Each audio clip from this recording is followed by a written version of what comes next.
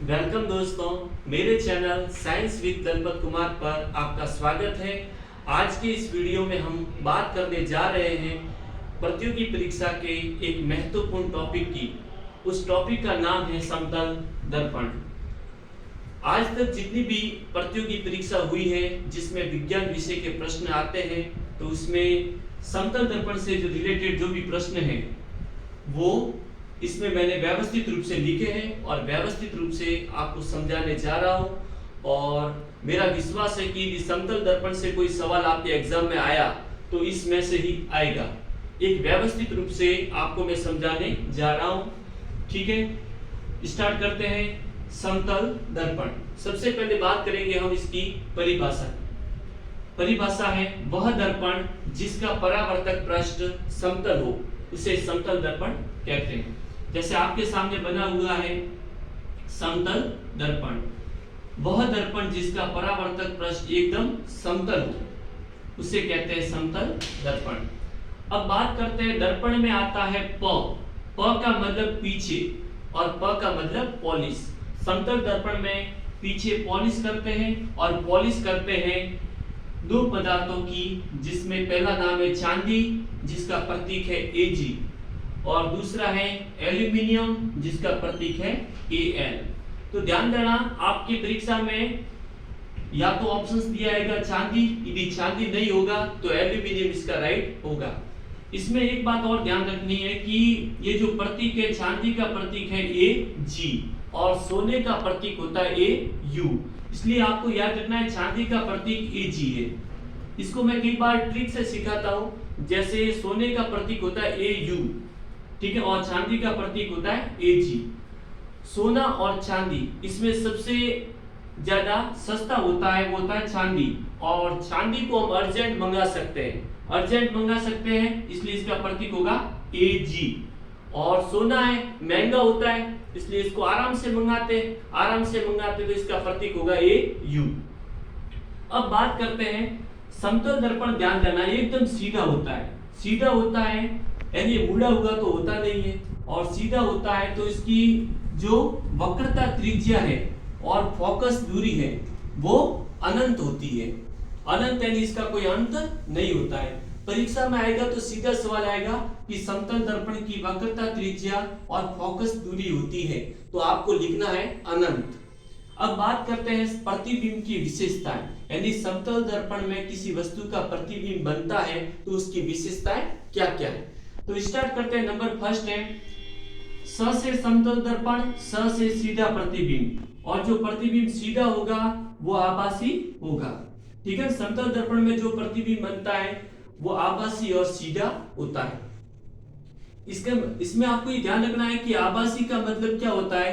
आभासी का मतलब क्या है कि समतल दर्पण के प्रतिबिंब को हम कहीं पर भी पर्दा रखकर प्राप्त नहीं कर सकते, यानी पर्दे पर हम इस प्रतिबिंब को प्राप्त नहीं कर सकते हैं, इसलिए इसको कहते हैं आभासी प्रतिबिंब। दूसरी विशेषता है कि जो बिंब का आकार है, जिस आकार का बिंब है उसी आकार का प्रतिबिंब होगा। हम रोज अपने आईने में अपना चेहरा देखते हैं तो हम देखते हैं कि हमारा चेहरे का जो आकार है और प्रतिबिंब का आकार है वो एकदम क्या है, समान है। ठीक है, तो बिंब का आकार प्रतिबिंब के आकार के एकदम समान होता है, न तो बड़ा होता है न छोटा होता है। इसलिए समतल दर्पण का आवर्धन होता है +1। समतल दर्पण का आवर्धन होता है +1। +1 का मतलब जितना बिंब है, जितना बिंब का आकार है उतना ही प्रतिबिंब का आकार है। इसका मतलब इसका आवर्धन होगा ओनली फॉर +1। अगला है पॉइंट, दर्पण से बिंब की दूरी बराबर दर्पण से प्रतिबिंब की दूरी। कहने का मतलब यह है समतल दर्पण के सामने वस्तु 1 मीटर दूरी पर रखी हुई है तो प्रतिबिंब भी दर्पण के अंदर 1 मीटर दूरी पर ही बनेगा। ठीक है, यानी दर्पण से बिंब की दूरी और दर्पण से प्रतिबिंब की दूरी एकदम समान होती है। आगे बात करते हैं पार्श्व परिवर्तन। पार्श्व परिवर्तन का मतलब सिंपल है, साइड चेंज हो जाती है, साइड है वो चेंज हो जाती है। कैसे चेंज होती है कि समतल दर्पण में जब हम अपना प्रतिबिंब देखते हैं तो हमारा बायां भाग प्रतिबिंब में दायां दिखाई देता है और हमारा दायां भाग प्रतिबिंब में बायां दिखाई देता है। इस घटना को कहते हैं हम पार्श्व परिवर्तन। जैसे कि आप अपने घर पर भी ये प्रयोग कर सकते हो। जैसे कि आपको एक कागज लेना है, कागज पर पी लिखना है और पी लिखकर उसको समतल दर्पण यानी आईने के सामने रखना है और वो पी आपको क्यों नजर आएगा। क्यों आएगा? ये पार्श्व परिवर्तन के कारण। इसका दूसरा एक और एग्जांपल है कि जो एम्बुलेंस होती है, एम्बुलेंस के ऊपर, एम्बुलेंस के आगे उसका नाम है वो उल्टा लिखा होता है, उल्टा लिखा होता है। और जैसे कोई सामने वाहन चल रहा है, वो यदि साइड में दर्पण में देखेंगे तो उनको ये नाम सीधा नजर आएगा। क्यों? क्योंकि पार्श्व परिवर्तन होता है, समतल दर्पण में पार्श्व परिवर्तन होता है। आगे बात करते हैं, ये चार विशेषता होगी कि समतल दर्पण के अंदर प्रतिबिंब बनेगा तो उसकी क्या क्या विशेषताएं होगी। अब बात करते हैं समतल दर्पण में जो विशेष बातें एग्जाम में पूछी जाती है। तो ध्यान देना, समतल दर्पण कौन सी घटना पर आधारित है? तो दर्पण में क्या आ रहा है? प यानी परावर्तन की घटना पर आधारित है। दूसरी बात है, ये प्रश्न कई बार एग्जाम में पूछा है, दूसरा पॉइंट है कि समतल दर्पण में व्यक्ति का पूरा प्रतिबिंब देखने के लिए समतल दर्पण की ऊंचाई कितनी होनी चाहिए? तो आपको लिखना है व्यक्ति की लंबाई की आधी। ध्यान देना, ऐसे याद रखना है कि व्यक्ति को तो आधा नहीं कर सकते, दर्पण को ही आधा करना पड़ेगा, यानी व्यक्ति की लंबाई से समतल दर्पण की जो लंबाई है वो आधी होनी चाहिए। अगला प्रश्न है जो कई बार एग्जाम में पूछा गया है कि दो समतल दर्पण एक दूसरे से अलग अलग कोण पर रखे जाए तो बनने वाले प्रतिबिंबों की संख्या क्या होगी? कई बार एग्जाम में पूछा गया है ये सवाल। तो ध्यान देना, एक बात दिमाग में फिक्स रखना कि समतल दर्पण है, जब दो समतल दर्पण किसी एंगल से रखे गए हो यानी थीटा कोण पर रखे गए हो तो इसमें जो प्रतिबिंब बनेंगे वो हमेशा विषम संख्या में बनेंगे। ठीक है, और इसका सूत्र है, प्रतिबिंबों की संख्या ज्ञात करने का सूत्र है 360 बटे थीटा। यदि संख्या विषम हो तो 360 बटे थीटा, 360 डिग्री बटे थीटा, और यदि सम हो जाए संख्या तो उसमें से एक घटाते हैं।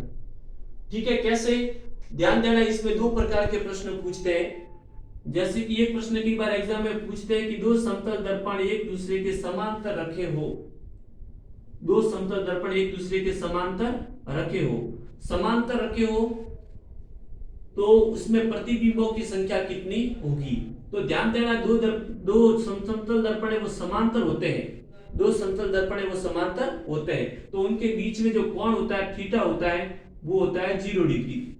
यदि थीटा का मान 0 डिग्री होगा तो हम 360 में 0 का भाग देंगे, 360 में 0 का भाग देंगे तो उत्तर आएगा अनंत। यानी दो समतल दर्पण एक दूसरे के समांतर रखे हो तो प्रतिबिंबों की संख्या होती है अनंत। ठीक है, अब मान लेते हैं दो समतल दर्पण एक दूसरे से 90 डिग्री के कोण पर रखे गए हो, तो सिंपल आपको करना क्या है, 360 के अंदर 90 का भाग देना है, 360 में 90 का भाग देना है, 4 बार भाग जाता है।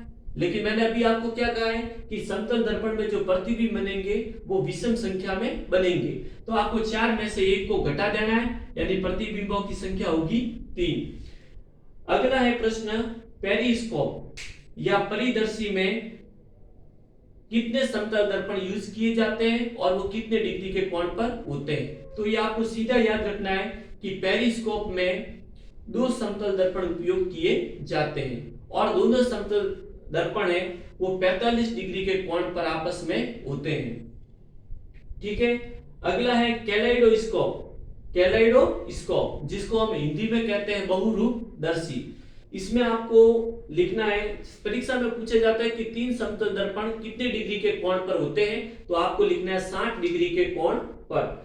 अगला प्रश्न है कि गाड़ी के अंदर यानी ड्राइवर बैठता है और गाड़ी के अंदर जो दर्पण लगा होता है वो कौन सा दर्पण होता है? समतल दर्पण। ठीक है, ये इसी के साथ ये टॉपिक है वो समाप्त होता है। यदि आपको ये वीडियो पसंद आया है तो इसे लाइक करें, शेयर करें, कमेंट करें। यदि आप हमारे चैनल पर नए हो तो हमारे चैनल को सब्सक्राइब करें। Thank you very much.